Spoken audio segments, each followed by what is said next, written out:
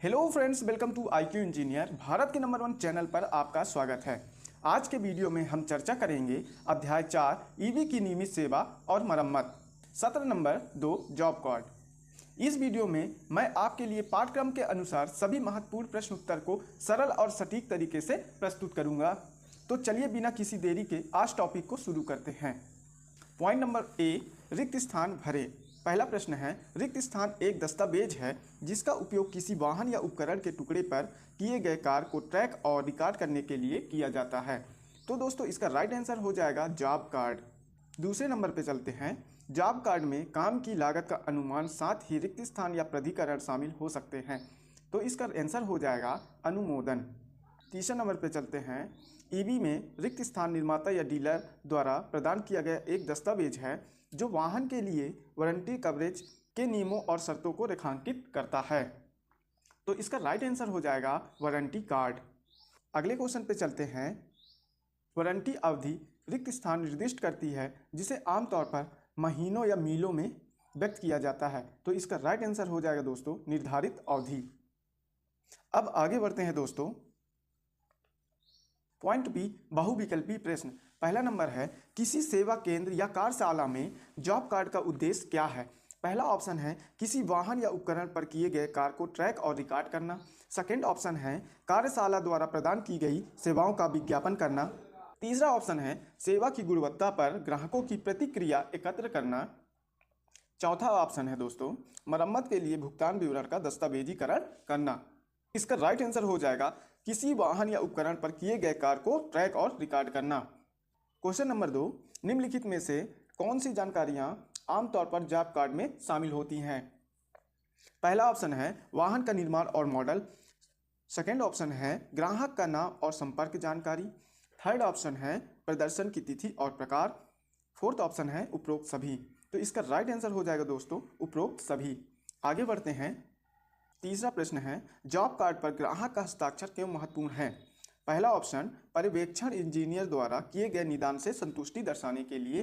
Second option है वाहन की मरम्मत को अधिकृत करना। थर्ड ऑप्शन है दर्ज की गई जानकारी की सटीकता को सत्यापित करने के लिए।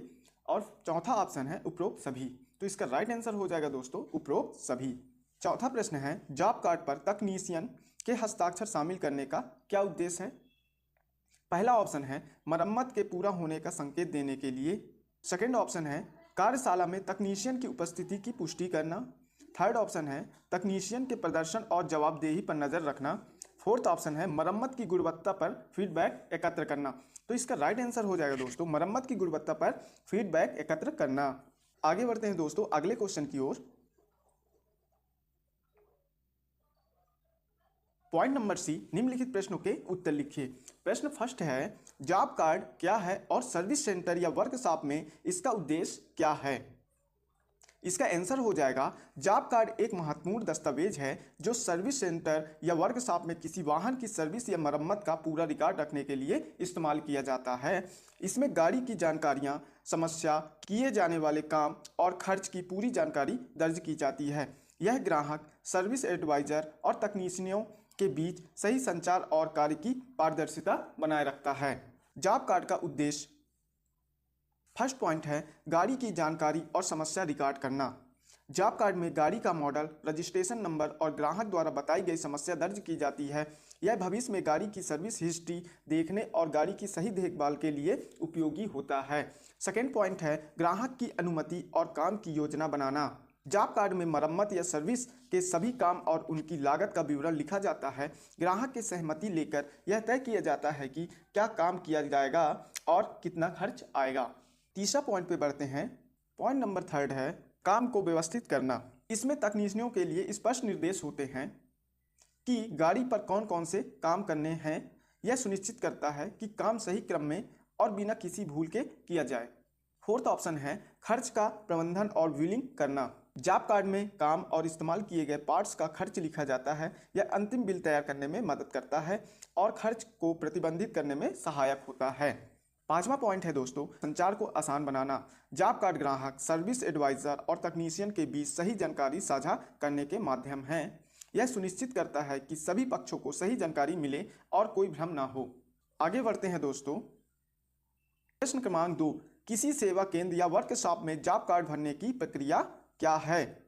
इसका आंसर हो जाएगा सर्विस सेंटर या वर्कशॉप में जॉब कार्ड भरने की प्रक्रिया में सबसे पहले ग्राहक से गाड़ी की पूरी जानकारी ली जाती है, जैसे गाड़ी का मॉडल, रजिस्ट्रेशन नंबर और समस्या का विवरण। इसके बाद जॉब कार्ड पर मरम्मत की ज़रूरत और खर्च का अनुमान दर्ज किया जाता है। फिर ग्राहक से सहमति ली जाती है कि वह बताए गए काम और खर्च को स्वीकार करता है। इसके बाद तकनीशियनों को मरम्मत के लिए निर्देश दिए जाते हैं ताकि काम सही तरीके से और समय पर किया जा सके। अंत में इस पूरी प्रक्रिया को रिकॉर्ड किया जाता है ताकि भविष्य में किसी भी संदर्भ में उसे देखा जा सके और सभी काम की निगरानी की जा सके। आगे बढ़ते हैं दोस्तों प्रश्न क्रमांक 3 की ओर। प्रश्न क्रमांक 3, जॉब कार्ड को सही ढंग से भरने का महत्व।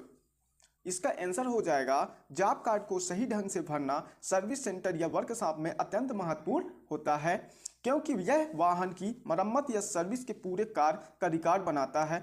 जॉब कार्ड सही तरीके से भरा जाता है तो इससे ग्राहक, सर्विस एडवाइजर और तकनीशियन के बीच पारदर्शिता बनी रहती है, क्योंकि सभी काम और खर्च का सही विवरण दर्ज किया जाता है। यह भविष्य में वाहन की सर्विस हिस्ट्री देखने में भी मदद करता है, जिससे पिछले मरम्मत कार्यों का पता चलता है और भविष्य में आने वाली समस्याओं का समाधान आसान होता है। आगे बढ़ते हैं दोस्तों।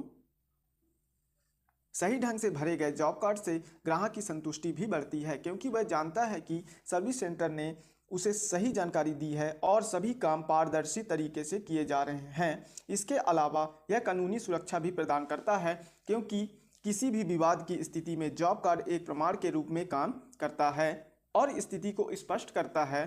साथ ही जॉब कार्ड की निगरानी और गुणवत्ता बनाए रखने में मदद करता है, क्योंकि सभी कार्यों का विवरण होने से सर्विस सेंटर यह सुनिश्चित कर सकता है कि सभी काम समय समय पर और सही तरीके से किए जा रहे हैं।